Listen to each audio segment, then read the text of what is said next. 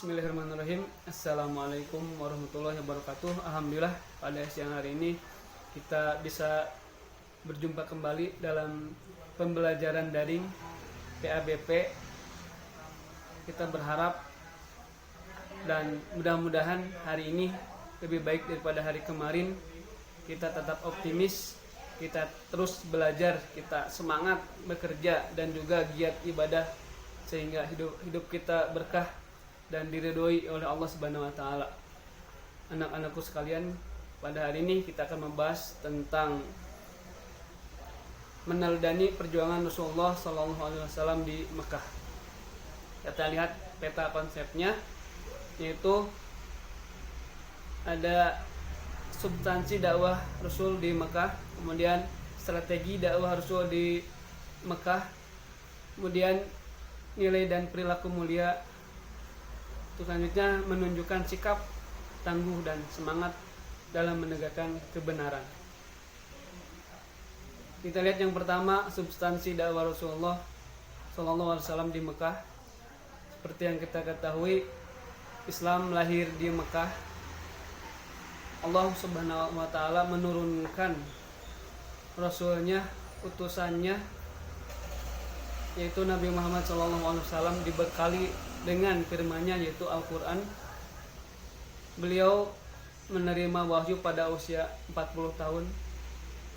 Beliau waktu itu sering menyendiri merenungi nasib umatnya, yaitu di Gua Hiro.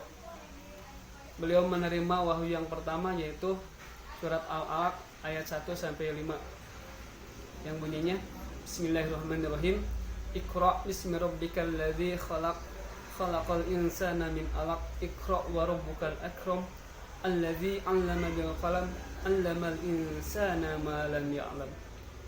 Yang artinya, bacalah dengan menyebut nama Tuhanmu yang menciptakan manusia dari segumpal darah. Bacalah dengan nama Tuhanmu yang Maha Pemurah, yang mengajar manusia dengan perantaraan menulis membaca. Dia mengajarkan kepada manusia apa yang tidak diketahuinya. Kemudian selanjutnya ajaran pokok Rasulullah sallallahu alaihi wasallam di Makkah. Yang pertama itu akidah. Akidah itu mengesahkan Allah. Tiada yang disembah kecuali Allah. Pada waktu itu orang Arab banyak menyembah berhala, sehingga ajaran-ajaran yang pokok yang disebarkan oleh Rasulullah yaitu akidahnya, keyakinannya hanya kepada Rabb yang satu, yaitu Allah Subhanahu wa taala. Kemudian yang kedua, ajaran pokoknya itu akhlak mulia, karena waktu itu disebut zaman jahiliyah. Dari segi akhlak, perilaku jauh dari peradaban manusia, jauh dari nilai-nilai Islam, sehingga akhlaknya begitu bejat, begitu bobrok, sehingga Allah mengutus Rasulnya untuk menyempurnakan akhlak, untuk memperbaiki akhlak manusia. Selanjutnya itu strategi dakwah Rasulullah sallallahu alaihi wasallam di Mekah. Pertama, dakwah secara rahasia atau diam-diam, dakwah bisir. Yang kedua, dakwah secara terang-terangan. Dakwah secara rahasia yaitu disampaikan kepada keluarganya, sahabatnya, teman-temannya, tetangganya yang dekat. Kalau secara terang-terangan dakwah itu disampaikan kepada seluruh orang-orang Quraisy, kaum Quraisy. Itu ya. Untuk selanjutnya yaitu reaksi kafir Quraisy terhadap dakwah Rasulullah sallallahu alaihi wasallam. Reaksinya itu menolak, banyak yang menolak dan menentang. Bahkan pengikut Islam itu minoritas. Penyebabnya yaitu karena kesombongan dan keangkuhan, yang merasa lebih dari yang lainnya. Kedua, fanatisme buta terhadap leluhur. Yang ketiga, eksistensi dan persaingan kekuasaan. Selanjutnya, contoh-contoh penyiksaan Quraisy terhadap Rasulullah Sallallahu Alaihi Wasallam dan para pengikutnya, yaitu Abu Jahal melihat Rasulullah buat bukit sapa, mencerca dan menghinanya. Tapi Rasulullah tidak menanggapinya, dihadapi dengan kesabaran. Kemudian juga Rasulullah pernah ketika bertawaf dijerat lehernya oleh Uqbah bin Abi Mu'i. Itu ya contoh-contoh penyiksaan.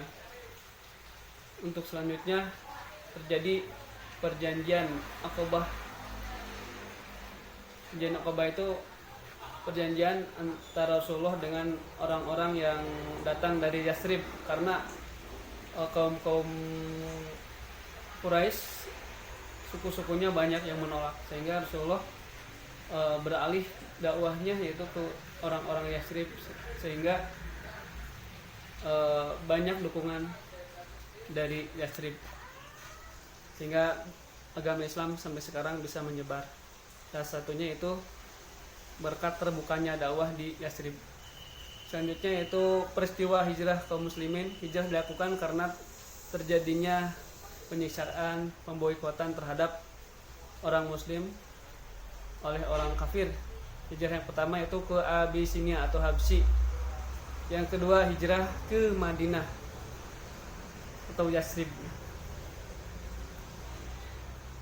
Kemudian perilaku yang dapat diteladani dari perjuangan dakwah Rasulullah SAW pada periode Mekah diantaranya adalah: satu, memiliki sikap tangguh, sikap kuat dalam menegakkan kebenaran, tangguh dalam menggunakan waktu untuk belajar, terus menerus mencoba mencari cara, mencari solusi ketika ada masalah dan lain sebagainya. Kemudian perilaku selanjutnya yaitu memiliki jiwa berkorban untuk kebenaran, menyisihkan waktu yang sebaik mungkin untuk kegiatan bermanfaat, untuk mendahulukan kepentingan bersama di atas kepentingan pribadi, menyisihkan sebagian harta untuk membantu orang lain yang membutuhkan dan lain sebagainya. Mudah-mudahan bermanfaat. Insyaallah ilmu yang kita pelajari dapat bermanfaat dunia dan akhirat. Amin ya rabbal alamin. Assalamualaikum warahmatullahi wabarakatuh.